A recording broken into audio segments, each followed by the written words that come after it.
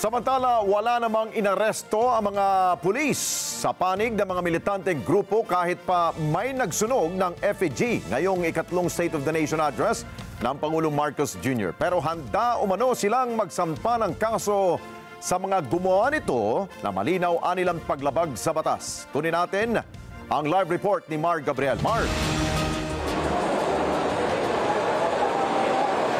Alex, itinuturing ng NCRPO na pinakamaayos at pinakamapayapa itong ang katatapos lang na ikatlong State of the Nation address ni Pangulong Ferdinand Marcos Jr. Bagaman umabot daw kasi sa 7,000 yung sumama sa protesta ng mga pro at anti-government group na wala naman daw na italang anumang untoward incident at wala ring salpukan sa pagitan ng mga pulis at rallyista.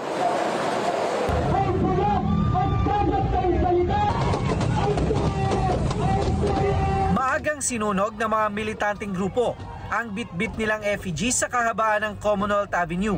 Pero sa gitna nito, wala ni isang inaresto ang mga pulis, taliwas sa nauna nilang babala. Kasunod na rin yan ang pahayag ni Quezon City Mayor Joy Belmonte na walang aarestuhin sa panig ng mga militante na magsusunog ng effigy. Wala po tayong aarestuhin, In fact, yung binanggit na batas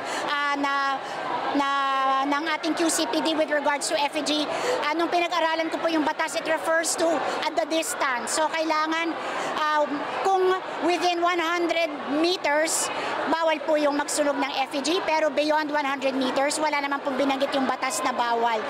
Pero ayon sa NCRPO o National Capital Region Police Office, idinokumento nila ang pagsusunog ng effigy at nangalap ng iba pang ebidensya para sa pagsasampa ng kaukulang kaso. Naninindigan sila na labag ito sa batas. What's so important is we documented it. At the same time, may mga ebidensya tayo and then wala naman na aresto. And so we will refer the case and it will be a test case kung wala talagang violation doon.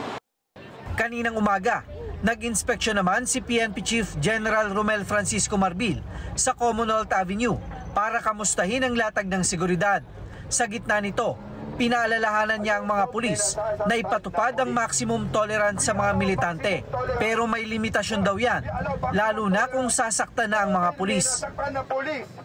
Alam mo, yung maximum tolerance yan wala kasing hindi mo ma-quantifiable yan Pero sabi ko nga, pagka nasaktan ng pulis, hindi na maximum tolerance yan Pagka yung mga reliyista nasasaktan, nagko-complain kayo. Ba't kami, pagka nasasaktan, hindi kami pwede? No, we file case. Already ordered the NCRPO. Pag kami nasaktan ng police, huli kami. And we file cases, especially civil cases. Pag kami na-discussion, napilayan, we file cases. Not only criminal, but civil. Kontento daw si General Marbil sa latag ng seguridad ng mga pulis. Aabot sa 23,000 pulis at iba pang law enforcement personnel ang ipinakalat ng PNP sa buong Metro Manila ngayong araw para magbigay ng seguridad sa SONA.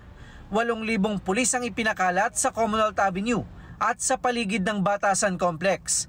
Sinilip din ni General Marbil ang state-of-the-art portable command center ng MMDA na inilagay sa kanto ng Batasan at Commonwealth Avenue. Ginamit ito sa monitoring ng traffic at dispatch system ng MMDA para sa kanilang mga tauhan.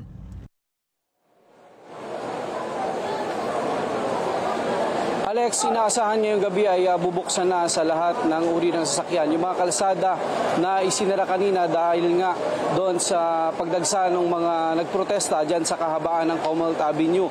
At inaasahan din na bubuksan na rin yung mga kalsada dito sa paligid ng Batasan Complex at yung Batasan San Mateo Road. Samantala, Alex, paalala naman ng PNP, umiiral pa rin itong gun ban at magtatagal yan hanggang alas 12 ng hating gabi mamaya sa buong Metro Manila. Alex? Okay, Mar, linawin natin yung pagsunog ng effigy.